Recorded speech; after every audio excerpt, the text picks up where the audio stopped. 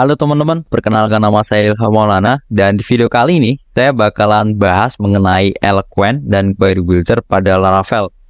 Dan ini mungkin adalah video pertama kali saya bahas Laravel di channel saya. Dan spesifik kita di video ini kita bahas yang namanya Eloquent dan Query Builder di Laravel.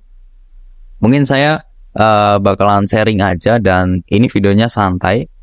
Jadi channel saya itu kayak forum aja. Ketika kalian pingin berkomentar atau memberikan saran atau mengkoreksi penjelasan saya, itu boleh-boleh saja. Saya malah berterima kasih ketika kalian teman-teman di sini sharing juga gitu. Jadi kita sambil saling belajar dan mengkoreksi masing-masing gitu. Mungkin langsung aja kita ke materinya. Jadi kita mungkin mulai dari Eloquent dulu. Eloquent itu sebenarnya adalah ORM bawaan dari Laravel. Jadi mungkin kalau teman-teman baru belajar Laravel ya, mungkin sedikit kurang familiar dengan ORM walaupun udah tahu Eloquent gitu. Cuman ORM itu kurang lebih adalah cara komunikasi, cara kita ke query ke database menggunakan objek, entah itu insert, select segala macam, itu akan ada fungsinya gitu dalam objeknya gitu. Jadi di sini bisa dilihat dari contoh gambarnya itu ada mapping logic, itu ada. Nah ini logiknya di sini baru dia komunikasi dengan database yang menggunakan objek. Nah salah satu contoh dari ORM di Laravel ya, contohnya di Laravel ini udah disediakan yang namanya Eloquent secara default. Eloquent ini jadi ORM. Kalau di bahasa pemrograman lain itu Node.js contohnya ada Sycolize, ada Prisma juga. Terus di Golang kalau nggak salah itu ada yang namanya Gorm, itu juga ORM. Jadi ketika ORM itu kadang setiap ORM itu beda-beda sintaknya teman-teman. Walaupun di bahasa pemrograman yang sama, itu sintaknya kadang beda dan aturannya juga berbeda. Jadi ketika kita menggunakan ORM, kita harus mengikuti aturan ORM tersebut gitu. Misal saya pakai Eloquent ya, saya ikuti aturan Eloquent seperti itu. Dan alasan kenapa ORM ini dibuat teman-teman, contoh case-nya kayak gini. ORM dibuat itu karena mengurangi kompleksitas pada query SQL. Contohnya kayak gini teman-teman. Ketika kalian ngebuat aplikasi atau kita ngebuat aplikasi, itu query SQL-nya kadang semakin kompleks aplikasinya. Itu terlalu banyak ketika kita native. Misal kita ngebuat aplikasinya pakai PHP native gitu. Atau yang kita menggunakan raw SQL lah. Nah, itu kita menyusun SQL-nya itu terlalu banyak dan panjang. Nah, ORM itu nge-solving masalah tersebut. Jadi dia setiap tabel itu punya modelnya masing-masing. Jadi misal saya ingin ngebuat user, itu tinggal user, terus ada fungsinya tersendiri, misal create atau insert. Nah itu setiap ORM berbeda-beda. Nah itu lebih memudahkan daripada kita query panjang-panjang.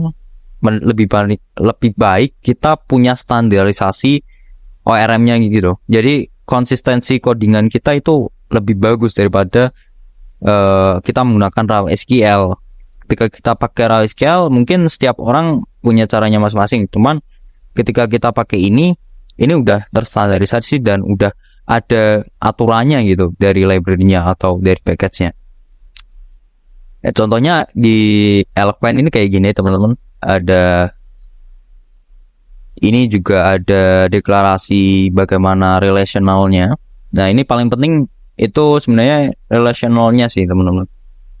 Object relational mapping. Jadi di model itu nanti bisa relasi dengan tabel lain, bisa ngambil data atau relasi lah, tabel ke tabel. Kalau di sini model ke model. Nah itu kita bisa seperti itu. Kita ngebuat relasi di dalam model tersebut. Itu kalau di Eloquent sendiri atau kebanyakan sih banyak sih teman-teman yang menerapkan ini. Ada belongs to, one to one, terus one to many, many to many. Nah itu sedikit konsep mengenai relational. Itu beberapa contoh mengenai relasi. ada one to many, belongs to, terus many to many, one to many. Itu banyak sekali, kalian bisa explore aja. Dan di Eloquent ini juga ada teman-teman kayak gitu. Dan ini untuk Eloquent itu penjelasannya dari Laravel itu adalah ini. Eloquent include conversion method for making this conversion, as well as controlling which attributes are included in the serialized explanation of your models. Jadi intinya kita diberikan bisa ngebuat metode dan conversation dan mengkontrol semua atribut yang ada di model. Jadi kita bisa nge-custom atau ngebuat sendiri aturan kita atau ngebuat fungsi pada model kita. Intinya Laravel udah nyediain Eloquent untuk kita bisa custom atau kita bisa ngebuat, atau yang sudah disediain Laravel juga sudah cukup mungkin. Tapi ketika kita pengen nge-custom itu bisa-bisa aja. Contohnya kalau udah bawaan dari Laravel ini ada force, terus ada with. Ini contoh dari relational. Kita ngambil roles dengan ambil yang pertama gitu. Contohnya kayak gini ya teman. Udah ada banyak, ada find, ada create. Itu banyak sekali Eloquent. Dan untuk query builder teman-teman, query builder itu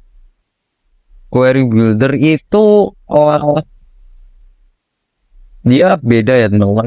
Beda cara penggunaannya. Query builder itu menggunakan DB plus DB terus table, nama tabelnya apa ya? Baru nama tabelnya apa? Misal user di sini, terus di get. Terus ini sebenarnya fungsinya banyak yang sama, emang banyak yang sama dengan Eloquent. Tapi cara penggunaannya itu berbeda teman-teman. Ada DB, terus table, users. Nah ini contoh dari penggunaan query builder. Jadi sebenarnya dua hal ini teman-teman itu punya kelebihannya masing-masing. Yang DB query builder ini mungkin kelebihannya dia ketika pengen customize atau melakukan query yang lebih advance itu bakalan mudah menggunakan ini, karena kita tinggal table, users. Nah ini tinggal nanti kedepannya itu ada beberapa cara nge-custom ini gitu teman. Misal kita pengen nge-query yang sedikit kompleks, nah itu cocok sekali menggunakan ini. Tapi ketika menggunakan Eloquent itu bisa-bisa aja, cuman sedikit ribet. Kalau kelebihannya Eloquent itu lebih mudah banget. Jadi mungkin banyak juga loh teman-teman, banyak case yang saya temui ketika ada project yang dia hanya menggunakan migration doang. Cuman dia nggak menggunakan model, ya dia nge-query-nya kayak gini, pakai query builder, pakai DB, tablenya apa, dia nggak pakai model sama sekali. Jadi ketika dia, nah ini kalau pakai query builder, dia kalau misal attributes dari model kan itu bisa di hidden atau bisa di protected lah, bisa di available segala macam. Nah ketika pakai ini itu nggak bisa di hidden, kita harus menghidden itu manual. Nah kelebihannya Eloquent itu di situ teman-teman. Ketika kita pengen ngehidden suatu atribut, misal password atau device token, nah itu kan lumayan ribet ya. Nah itu kalau pakai Eloquent gampang sekali, tinggal di hidden aja, udah ada atributnya. Itu hidden variable Eloquent model Laravel. Kita coba cari ya teman, kita coba cari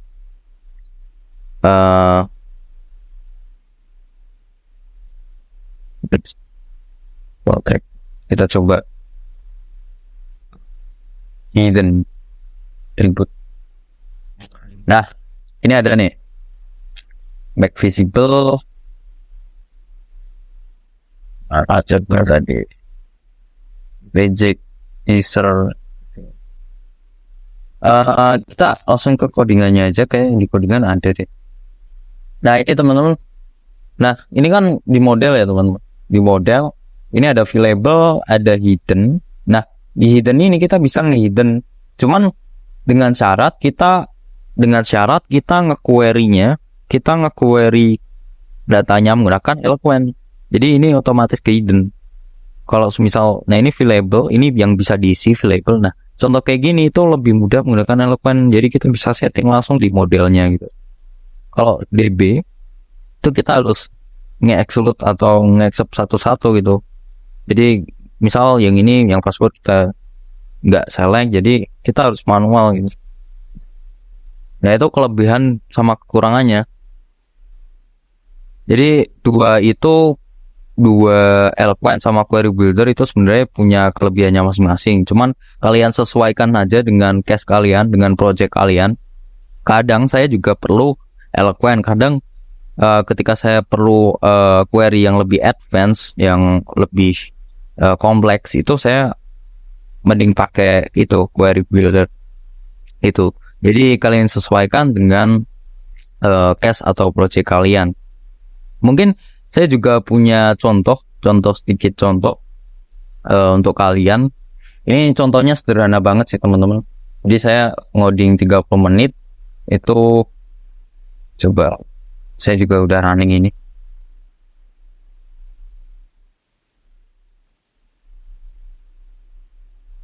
Oke, kita coba Eloquent.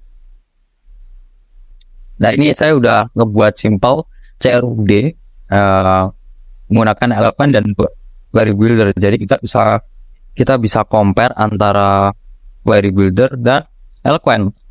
Di sini hasilnya sebenarnya sama aja teman-teman. Ini belum kita start, kita coba start.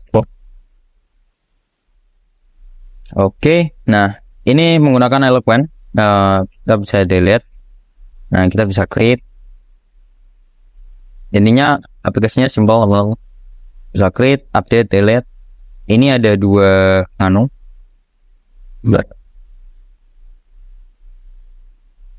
well.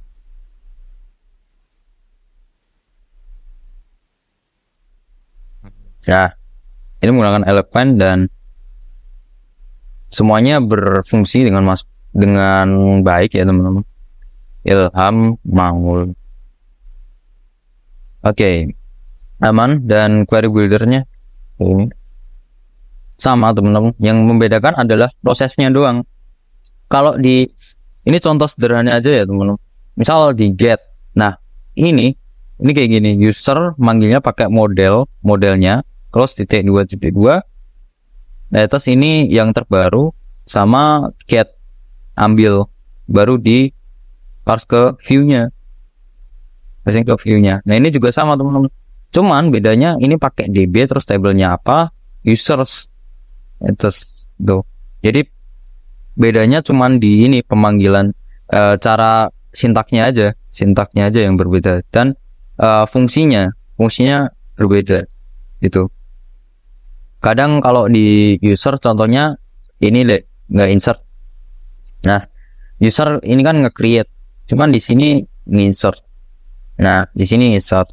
Nah, itu kurang lebih bedanya itu aja sih teman-teman, sama perbedaan fungsinya, sama case-case-nya. Jadi kalian bisa sesuaiin aja dengan project kalian atau keperluan kalian. Kalian semisal butuh query yang sedikit advance, kalian bisa pakai Query Builder. Kalau yang biasa-biasa aja, kalian bisa pakai model. Cuman saya pribadi lebih prefer sering pakai Eloquent karena lebih mudah. Cuman banyak case yang menggunakan Query Builder juga gitu. Dan ini ada beberapa contoh update dan delete, itu kurang lebih sintaksnya kayak gini teman-teman.